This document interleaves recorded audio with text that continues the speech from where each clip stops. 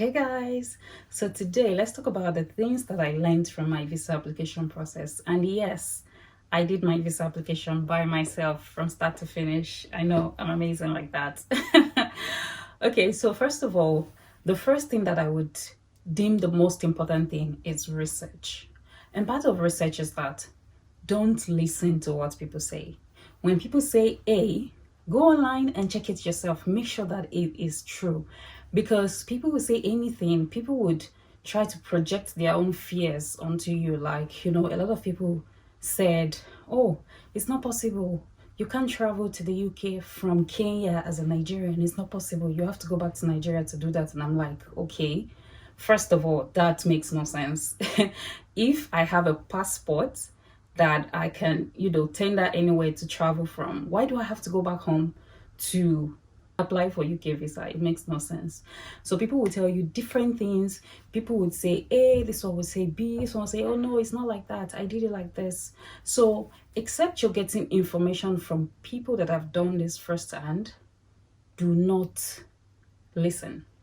Make sure to do your own research. And if there's anything that I'm very, very good at, that I love to, I just love to do it, is research. So when the whole idea came that, oh, I have to go to the UK to meet with my partner, of course, we're not married yet, but we've been together for 2 years plus. And I mean, I just feel like it should not be that hard. People don't have to be married to travel to meet one another, right?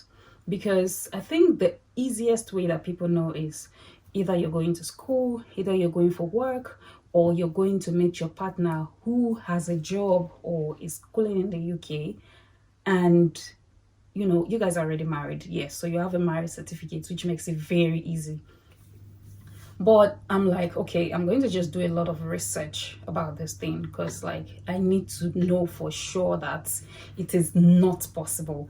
If I find out that it is not possible at all, then fine. So I started doing my research. I was checking on all the websites. First of all, I reached out to Nigerians in UK, right? And I started asking them. I joined groups. I joined so many groups on Instagram, on WhatsApp, and I started asking, how do I go about this thing? My partner is in the UK. It's been a couple of months and I'm so tired of the whole wait and everything. While he was also doing research, he's here, so he was also checking with the people at work, with colleagues and all of that. He was also checking online. So at the end of every day, when we speak after his work is done, we have different new information. So I'm like, okay, I gathered this. He'll also be like, oh, I gathered this, and then we check it together. So one thing that stood out for us was a lot of research, and through research we were able to find out that it is in fact very possible to travel from anywhere in the world, as long as you have your passport and you have a valid visa of where you are, to meet your partner, even though he's a married partner. But guys, we had to provide a lot of documents to prove that we've been together in a relationship that seems like a marriage for the last 2 years. And of course we've been, I think that's how our relationship has been. It has just been like that somehow. When we met, he was struggling with the hotel where the hotel he was working with in Accra. They had not provided the apartment that he's supposed to get, right? So he was staying in the hotel. And when you work in a place, it's kind of difficult to have your private life. And being a private person, it was like, it won't be possible for you to come see me at the hotel. What do we do? I'm like, I have this whole place to myself. I had my apartment. I'm like, I have this whole place to myself. You can always come around. We can make it work. And that was how we started. And before you know it, we started staying together. Became everyday thing. Whenever he wants to leave, at first we were doing 1 day on and 1 day off. So he comes one day and the next day he doesn't. Or he sleeps over one day, the next day he sleeps at the hotel. I'm like, okay, I need this every day. So I told him, no, don't go. Why not just go to work from here, you know? You go to work, you do your thing. When you're back from work, you come back here. And that was how it started. So we started living together like from the get-go. I think after like a week, it's crazy, but yeah, that's how it was for us. And that's how it has been. And then I moved to Nairobi. We stayed together. We went to Uganda together. The only place we didn't go together is Rwanda. And then here together. So yeah, so you have to prove that you've been together for 2 years, and I'm going to tell you all the documents that we had to pull out, all the documents that we had to look for, that we had to, you know, even the ones that we thought were not necessary, that, you know, we just had them. And he searched through his stuff and we found him. I'm like, oh, thank you, Jesus. So yeah, let's get right into it. So that is like, research is like the very first thing. Now the second one for me is digital trail is very important. As someone that is very freaked out about social media, freaked out about, oh, when something happens, I take a picture first before I, you know. And being that, you know, we have been in this long distance thing for a while, there was a time he left Accra, he went to Nairobi, and we were apart for like a couple of months again, 5 to 6 months. So like we were always texting. So if anything happens, if I buy a new shoe or something, I'll take a picture, babe, see my, you know, shoe and all. So we had a lot when it comes to the digital trail. We had pictures, we had chats, we had videos and all of that. So digital trail is very important. When you buy something in both your names or whatever, take a picture. When you go shopping together, take a picture, especially places that shows like maybe year, or it shows like destination, like Accra for instance. We didn't snap at that at the Black Star Square. If we had, you know, imagine snapping at the Black Star Square and it showed 2021, you know, that's like very easy. So those kind of pictures, keep them. Receipts, pictures, charts, everything, keep everything. I don't delete my chat for any reason, either business or personal. I don't. The only time I delete my chat is I'm done with, you know, whatever business transaction has been. Yes, my phone is screaming full storage full, then I delete some irrelevant things. But from the beginning of when we met till now, I've never deleted our chat until I had to change my phone when I was coming from Accra. And the seller told me, oh, in fact, I waited like 3 hours. He told me he was backing up everything to this new phone. And I realized not everything was backed up. So of course, I missed some charts, some pictures and videos and stuff. So yeah, apart from that, I always keep my stuff. So make sure to always keep a digital trail. You just never know. I mean, we didn't know about this when we started dating. We didn't know we were going to even have this opportunity or get here, but I kept everything. So another thing that I learned is to always use my full name for receipts, for, you know, official, like just use my official name for stuff, because I always use like I always use Missy a lot, and Missy was on so many things. And how do I start explaining to them that Missy has been coined from Oluwayemisi, which is like my full name on my passport? So I learned that always use your full name for everything, even Uber. When you know, open a new Bolt app, Uber account, use your full name.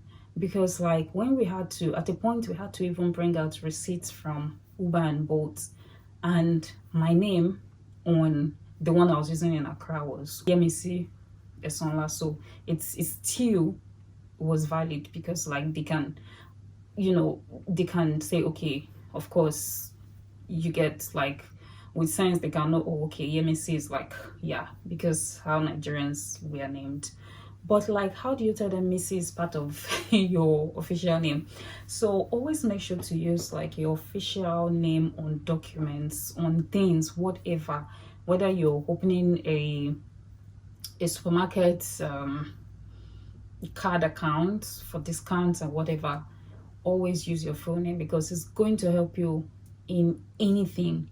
It is official, so they can use those things, because they asked for official documents that we've been together for 2 years, not, random, or we were here together, we snapped, yeah, they needed official documents. So that really helped us. We had both receipts. He had Uber receipts. So sometimes we go to a place, he booked the ride when we're going, and I booked the ride when we're coming back. So that was like perfect. So that was a great one.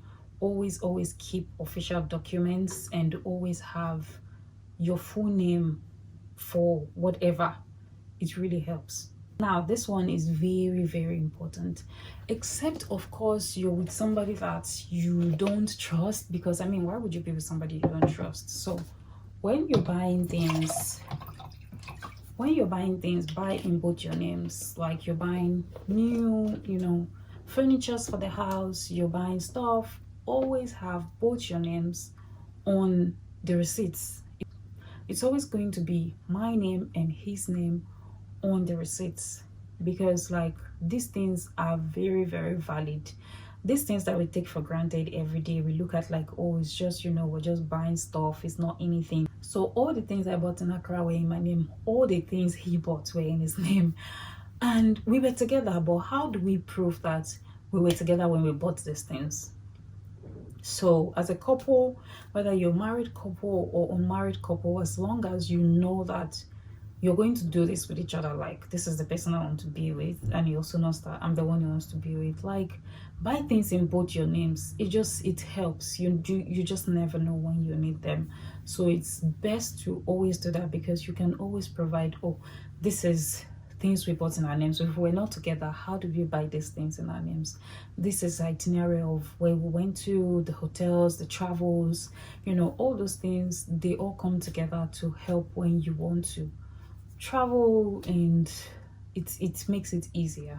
So the next one is have good people around you. So there's this stuff I saw somewhere. I'm not quite sure the way it was written again, but it says, I'm not making friends for me, I'm not making friends for today, I'm making friends for my children to come. I'm making, good connections for my generations to come, because honestly, friends are important. Good people are important. I can count the friends I have with just like 5 hands. Yes, that's how, yeah. But like, they are good people. They are people that I can just one phone call, I'm like, guy, do this thing for me, and it's like, I got you. You have good people around you. I know how many people I reached out to in Accra within 2 days. Like I started, and the good thing is when you're friends, like you don't have to chat every day, you don't have to call every day. So I started reaching out to people. Hey, guy, do this thing for me. I even had one of my friend in Accra write a attestation letter that he knew both I and my partner, we live together in the same compound. That guy is I think apartment 4. We were in apartment 2. So the guy wrote the letter, he signed it, put his email, his phone number, and we were able to also submit that document. And then I had pictures, because he was the one that dropped me at the airport, Jude and Aaron. So we had pictures that we snapped together when he was dropping me off. And then was it in October? Yes, in October, he sent me a message. He was like, Missy, it's been 1 year, we miss you. So even that one was a good one. So I captured it, because he also sent the picture we snapped at the airport that day. So I took a screenshot of that conversation, the picture we snapped, and the letter. I put them together. So submitted that, and they're like, oh, okay, yeah, well, So have good people around you. Even my landlord, that we had issues at the very last minute when I left, we didn't have any issues all the while I was there. In fact, when he came to my apartment one of those times, he was like, wow, I love what you've done with this place, because I I made everything to my taste. He was like, wow, I love it, this is beautiful. I'm like, okay. So the last minute when I was leaving, I was at Ethiopia, because I used Ethiopian Airlines. So I was supposed to stop at Ethiopia before we now moved to Nairobi. So I was in Ethiopia when Jude gave me a call that my landlord already broke into my place, because he thought I rented the place to somebody else. He didn't know I was traveling. And I'm like, who does that? What madness is that? I rented a place from you. I don't owe you money. Even if I travel, why do you have to break into the place? You called me just within what? I think it took us 4 hours to get to Ethiopia or so. You called me just within 4 hours, you didn't get me, and you break into my place. Really? Why didn't you wait for me to call you back before, I mean, wait till nightfall, because I left very early in the morning, and before 12 or 1, they were already calling me that. I'm like, really? Does that make sense to you? Is that a civil thing to do? So I told him my mind, like, I'm not happy. I'm not pleased with you doing this, because I rented this place from you. I've never owed you money. I've never had any issues with you. Why did you have to do that? Do I look like a hooligan to you? Why would I rent your place out to somebody else? Does that make any sense? So we had that altercation, and I thought, I can't ask this man for help, because some people will be like, oh, I thought the other day you were saying yeah, but I was in my right to say those things. So like, I think, so when we needed rent receipts in both our names, because the rent receipt was in my name, because obviously I was staying there before he came. So when we paid more rent, we just left it like that. We didn't add his name to the rent. Yeah. So I reached out to him and I'm like, hello sir, I need your help. I need your help. My partner got a job in the UK. He has been there and I'm trying to join him. We need to prove that we've been together for 2 years. Can you please, give me a copy of the receipt in your care that is in both our names? And he said, okay, I will do as requested tomorrow. I'm like, what? Because that my landlord is sometimes say his head used to touch. I'm like, huh? So yeah, he said okay, and the next day, I think around 12, when I didn't hear from him, I just beeped his phone like, sir, it's today. So he saw my beep, and then maybe he remembered like, oh, I was supposed to do this thing. So he did, and he sent me pictures of the receipt. I'm like, thank you God. I'm like, thank you so much, thank you so much. But one thing is, the power of prayer cannot be under or over emphasized, because I had to pray through everything. When this man wasn't responding, I had to go on the prayer channel that I join every morning, NSPPD. I had to go there to listen to, oh Lord, my case is an emergency, and I pray through it. That prayer is for 2 hours. So I pray through it. God, my case is an emergency. Answer me now, now, now, now, now. Guess what? As soon as I finished that 2 hours prayer, the message came in. This man had sent the pictures. I'm like, thank you, God. Because sometimes it's difficult to, especially with our, Africans, it's difficult to make elderly people know that they are wrong, because sometimes they take it like, oh, I'm older than you, so why would you tell me that I'm wrong? But like, you're wrong. You did something wrong. I'm not your child, I'm your tenant. You don't behave that way because like, oh, I'm older than you. No.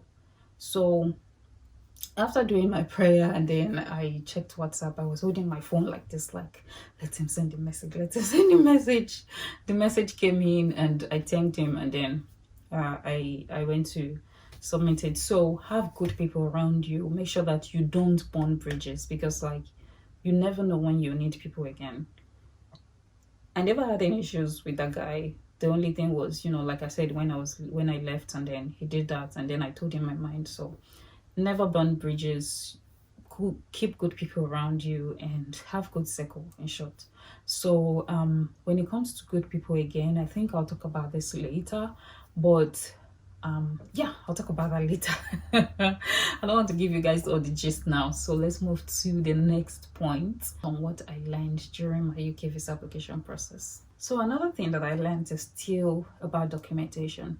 Make sure to always write the proper description for things you buy. When you're sending money, for instance, when we had to include receipts, my fiance had to check his old bank transactions, and thank God that he described these things properly. There was a time he wasn't around and he sent me money for my birthday, in 2022. I think he also sent in 2021. So he sent the money on 29th of October. So obviously they can tell from my passport that, oh, okay, he sent out something for a birthday. So he sent me money for my birthday to just treat myself and whatnot. And he wrote the proper description: happy birthday, babe, happy birthday, my love, you know. So having descriptions on things really helps. When you buy things, like, you know, sometimes you're just like, oh, whatever, let me just pay for this thing and get out. But those things really help. So when you buy things, whether on a receipt, whether you're paying for anything, just it doesn't even take a minute. Just write the proper documentation when you're paying for those things, like, oh, trip to Bojo Beach, trip to this, you know, all these Uber things that, you know, we just pay, we don't write stuff on it.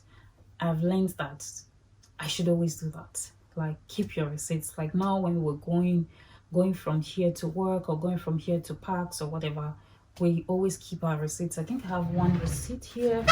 We always keep our receipts. So they give it to you for a reason, and you never know when you need it. Just keep it. And yeah, write proper descriptions and keep your receipts. You'll always need these things. So like I said earlier, prayer is the key. Prayer is very important. Like, the power of prayer cannot be ignored. Like, we were on our knees for days. Like, the moment the visa process started, we were praying fervently every day.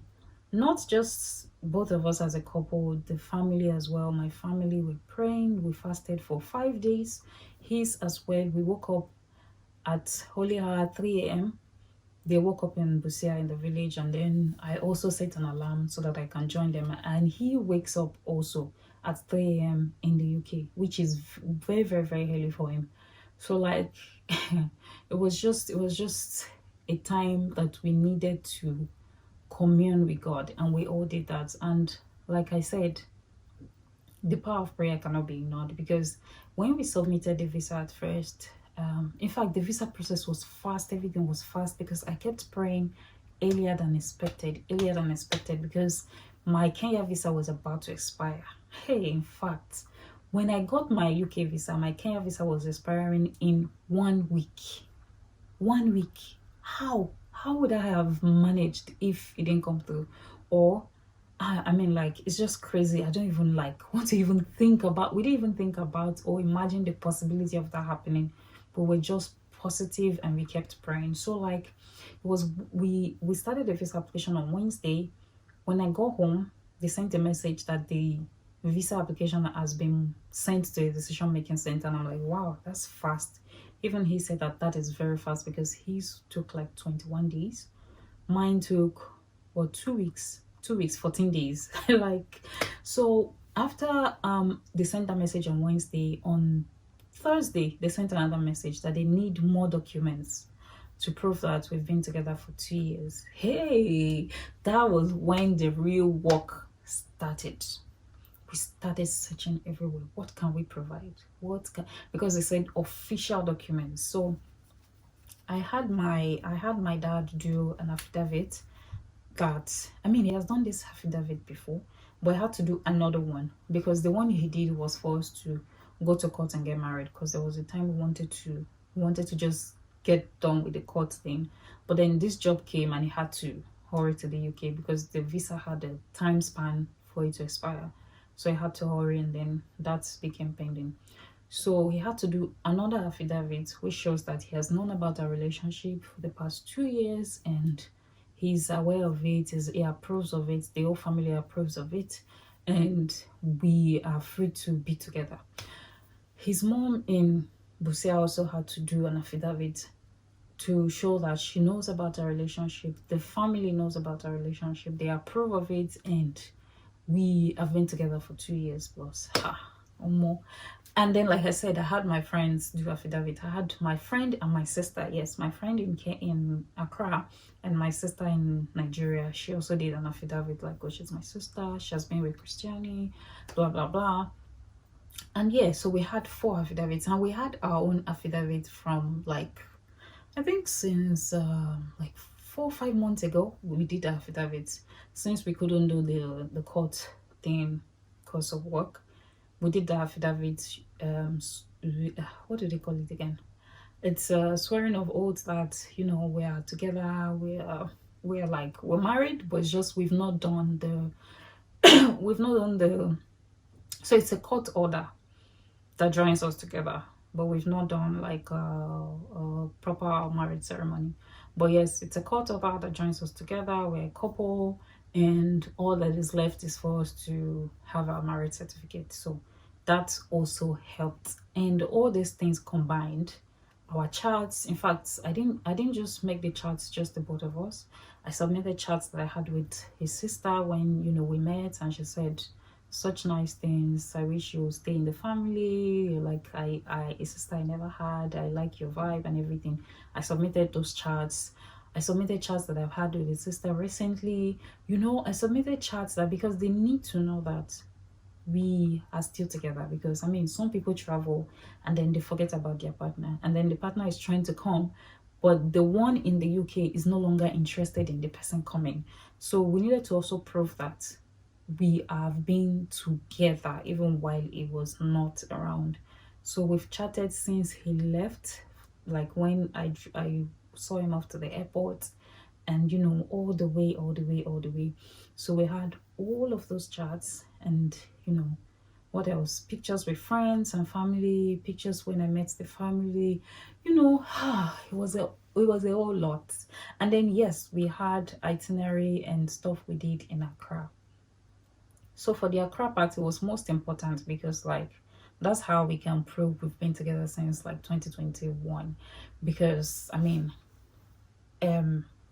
Kenya started in towards the end of 2021, November, actually November 2021, yes. And then 2022, was it 2020? No, 2020. 2022. Anyways, we had to provide rent receipt for where we stayed in Accra. We provided hotel. There was a time we stayed in an hotel after the beach. We went to the beach first of all. So he did the trip when we were going, and I did the trip when we were coming back for the boat ride. So then the hotel we stayed in, because we're like, okay, let's just stay in an hotel for the night, and you know, not be in the house all the time. So we stayed in an hotel. We provided the receipt for the hotel, which had both our names. What else? Pictures, chats that we've had together, chats that we've had with families, pictures. Like I even did a picture collage. Like I put together like like if you're not dating someone, there's no way you have that many pictures. And trust me, every minute. So we had like a lot of pictures to provide. So I even did like a picture collage, like 3 picture collages. Then I did like separate pictures too, and then our engagement picture and stuff. So yeah, it's it was a full ride. It was amazing, with the fact that, you know, we did everything ourselves from start to finish. He also processed his visa himself from start to finish, and I also did mine. And we didn't need any agent, and they were both approved, they were both successful. And you know, the only thing was, you know, going to the visa application center. You have to book ahead, you go there, you do your thing, they upload all your documents, you go back home and wait. The waiting period is where, hey, is where the tension is. You know, you can track the progress of the application, of course, but what's the point in doing that, right? So you can check, you know, it's now at the decision making center, it's now at TLS, it's now here, it's now there. But we didn't do much of that because we were just hopeful, and we were praying, and we spent more time just praying and stuff. So yeah, it was an enjoyable ride, I'll say, because I mean, at the end of the day, it happened, we're here, it's turned out well, and it was amazing. So here are the things that I learned during this visa application process. And of course, I'm still going to make a video to tell you all about the visa application process. I get questions like, oh, did you travel from Nairobi to London, or you had to go back to Nigeria? Someone is like, oh, I didn't know you can travel out of another country with a visit visa, da. And I'm like, yeah, duh, we did it. And we're here now because, I mean, yeah, like I said, my visit visa had like had like 3 weeks on it, and then within 2 weeks my visa was approved, and my Kenya visa now had 1 week left on it. So the moment I got my visa on Friday, yes, the moment I got my visa on Friday, I traveled on Monday. So yeah. Okay guys, thank you for watching this episode. My name is Missy. You can call me the black coffee without cream or sugar. And if you have any questions regarding, traveling to the UK from Kenya as a Nigerian or as a Kenyan, or how did you get a job, how did you do it, this and that, you can ask your questions in the comment section, and I would be glad to share. Kindly make sure that you share this video with people that are in Kenya that want to travel to the UK, or people in Nigeria that want to travel to the UK. And I'm still going to talk more about like traveling to the UK with your unmarried partner, because people know more about the regular stuff. You have to be married, you have to be going for study, you have to be going for work. People don't know about the unmarried partner visa a lot, and I'm glad that we did this, we hacked it, and it worked. So thank you guys for watching once again. Bye.